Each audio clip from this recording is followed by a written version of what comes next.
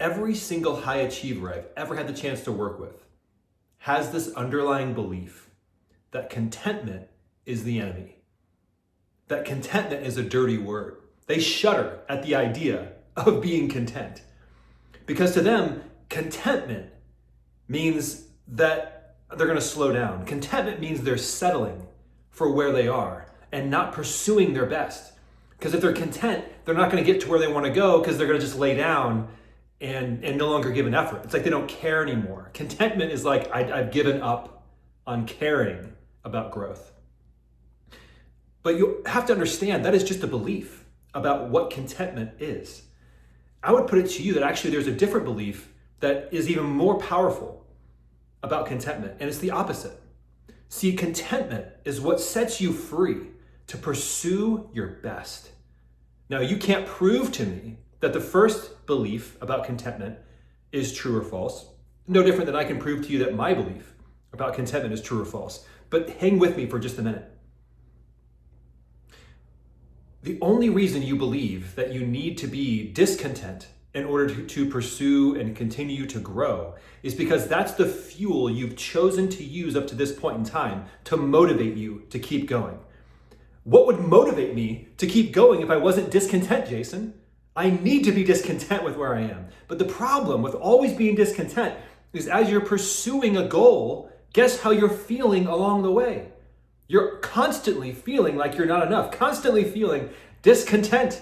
You're not happy, you're not joyful along the way because you cannot be. You can't be joyful. You can't be fully happy because if you were content, you'd stop moving toward the goal. That's your belief.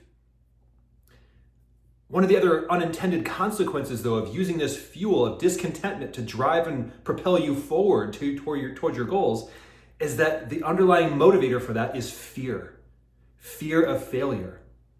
Because you need a certain outcome. You need the outcome of your goal in order to be content, in order to be okay. However, even when you hit the goal, you can't be content. You have to keep being discontent and set a new goal. Otherwise, you believe that you're going to stop growing, you're going to stop moving forward. And when the underlying belief, the underlying emotion that you have is fear and fear of failure, I promise you, you'll never reach your potential because you'll never give a full effort for fear of failing and not being enough. Let's reverse it for a minute and think about it this way. When you're content, you don't need an outcome because you already have everything you need. And I would say that when you are content, you're actually able to give a full effort. You're able to give your best because you're not fearing the outcome. You're not fearing falling short. You're not fearing not being enough or not measuring up. You don't fear failure because you don't need success. You want to succeed at the next level. You want to pursue and hit those goals, but you don't need it. See, contentment doesn't make you lazy. It sets you free. Contentment doesn't mean you lay down and you stop working. Contentment means I enjoy where I am now while eagerly anticipating what's next. So if you want to hit the next level of success, I am telling you that discontentment is an old fuel. It is a fuel that will hold you back from being able to get to the next level. And the fuel that it must be replaced with in your engine is the fuel of contentedness. Contentment is the fuel that will take you to the next level. Enjoying where you are while eagerly anticipating what's next.